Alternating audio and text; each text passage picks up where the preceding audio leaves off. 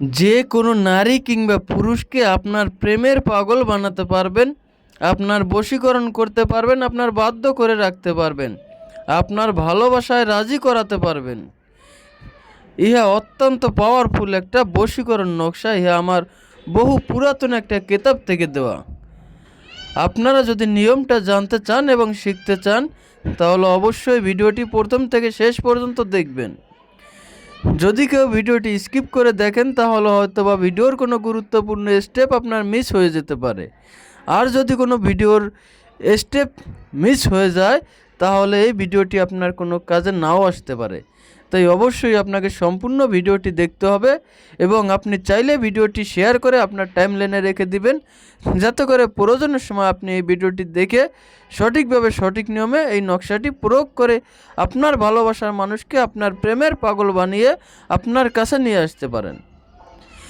এই জন্য প্রথমেই আপনাকে একটা সাদা কাগজ নিতে হবে এবং লাল কালির একটা বল পেন নিতে হবে।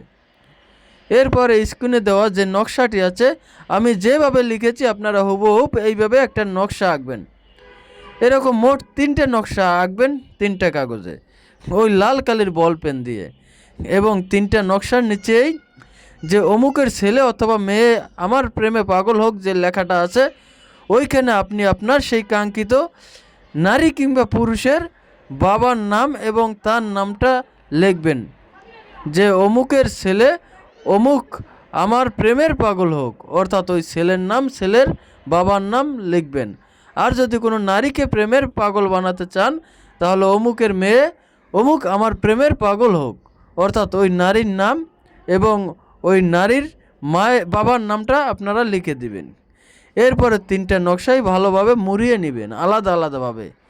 3টা নকশা মুড়িয়ে 3টা মাদলিতে ভরে মোম দিয়ে আটকিয়ে নেবেন।